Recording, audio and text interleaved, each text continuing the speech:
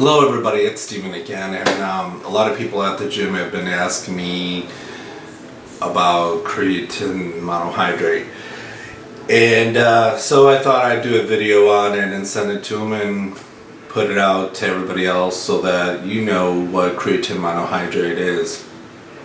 I've been working out since I was 14. I will not disclose my age, what it is now, but it's definitely a lot older than that. And creatine monohydrate came out in around 1995. Became really popular with the EAS brand under Bill Phillips, under the brand name of Phosphagen. So let's dive right into what creatine is, what it's used for, why athletes use them, why men and women who are at the gym, why they should or should not use it. And then this way we can, you can make a good decision on whether or not to use it for yourself. And by the way, I'm not sponsored by any company. I don't do this stuff for anybody except for just general knowledge to everybody else, because there's so much stuff that's out on the internet. Good stuff and bad stuff, and I won't do a video unless I fully know what I'm talking about. So creatine monohydrate. Creatine monohydrate is actually an element that is found in your bloodstream. So when you go for blood testing, you can actually see what your creatine levels are. This way you can understand your energy levels throughout the day or even for working out.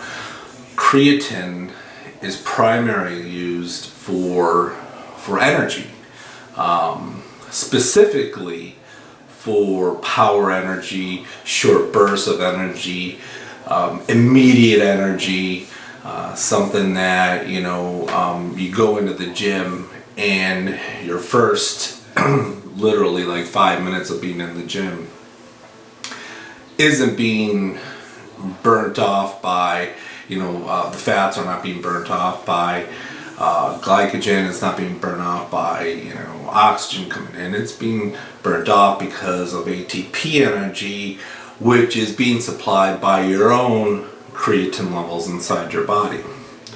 So why use it? Well, a few reasons. For one thing, it creates energy. It's a whole different type of energy than the other two pieces of energy that we were talking about. You really have three basic types of energy, and when you work out, one is the phosphagen energy system, which is your short burst right away. You get into the gym and you start working out. What is it looking for energy? It's looking for ATP energy that's inside the cells. How is that being produced? It's being produced by creatine. So the creatine levels that are inside your body are being used up.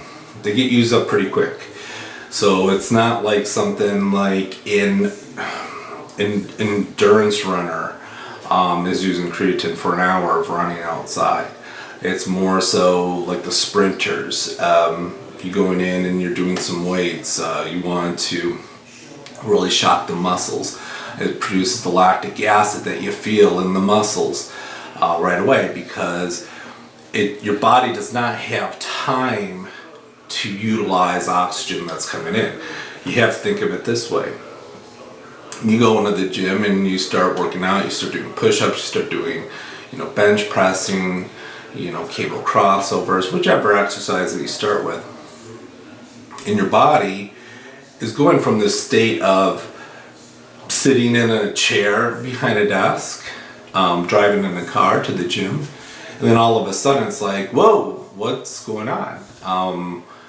You're now pushing some weights and it's requiring a whole different sort of shock system and load.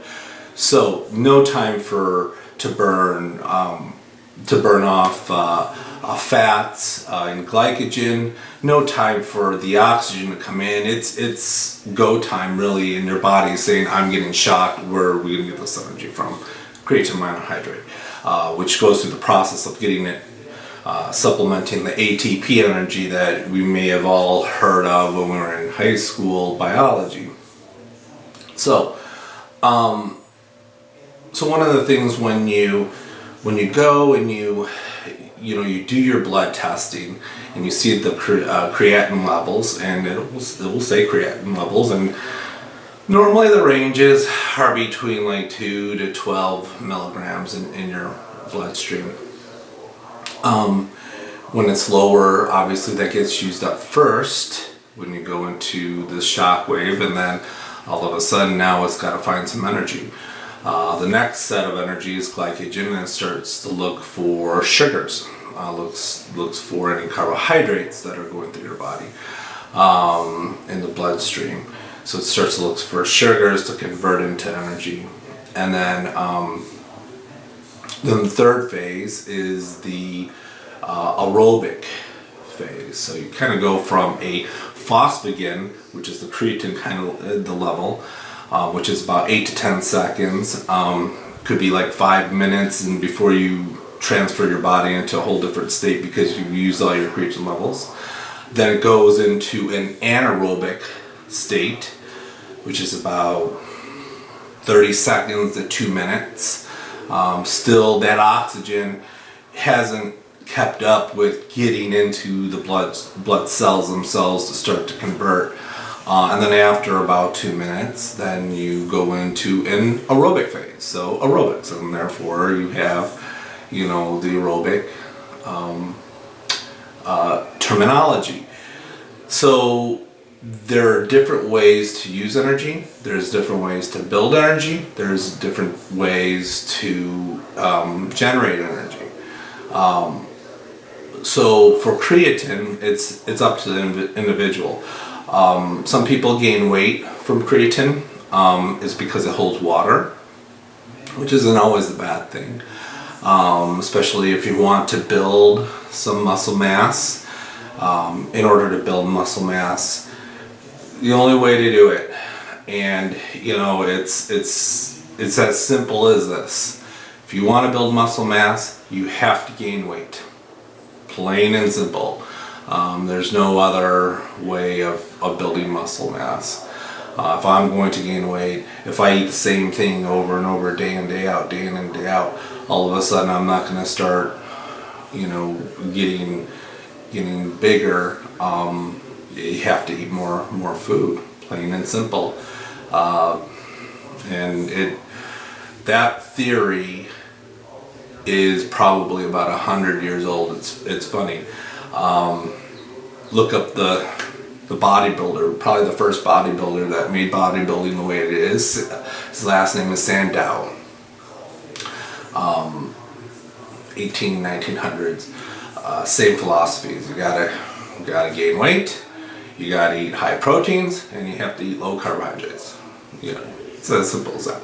But going back to creatine monohydrate, the brand that I use is Cellecor. It's not bad. It's pretty good, actually. You do have to do a loading phase, 1 to 2 weeks. Why? Well, because your body isn't as simple as you put something in your body and it just holds on to it for a week to 2 weeks. You will excrete some of this stuff out, and the main factor is that you want to get your blood levels higher. So this, there's a picture of it. Again, you can get almost any type of creatine monohydrate. Just make sure it's pure stuff. You can search the web for your favorite creatine monohydrate. Like I said, I'm not promoting any supplements on this video, but you do have to go through a loading phase or it will not work for you because you are excreting too much of it out right away. Your body has to absorb those molecules, and then once it gets into your bloodstream and gets stored up, then you can maintain it. It's almost just like everything else. It's kind of like your thyroid and iodine. So good. That's a whole different topic. How your thyroid holds on to iodine and it stores it up. It just doesn't all of a sudden say, I'm going to gobble it all up and hold on to it. It takes a little while. So 2 weeks, loading phase. probably about 10 grams a day. This one here, it looks like that. Yeah, one scoop on this is 11 grams. So between one to two scoops. The actual, you know, they have all this other stuff on here like creatine, Creabsorb, but one scoop on this is 5 grams of creatine. So like 2 of these a day, maybe 3 a day. I'm about 245. So you want to make sure that you are getting this in their system and that it is storing it. Like I said, you will gain weight. Gaining weight is not a bad thing, it's a good thing. It'll help you do more weights. You want to eat. You want to stay on this when you are trying to build muscle mass. It's a whole different story cutting down for a contest, but we're just talking about creatine monohydrate, what it can do for you. If you're trying to build muscle mass, also for energy too. I'll tell you what, you know, you take this stuff throughout the day too, and you maintain it. Your energy levels throughout the day are pretty high, which is great. And again, it's a whole different source of energy for your body and everyday activities. But yeah, I think it's a great supplement. Probably one of the good ones that are out there. There's a lot of bad ones that are out there that you waste a lot of money with. Creatine monohydrate for gaining mass is essential in my book, and check it out. See how you like it. All right. Thanks for watching.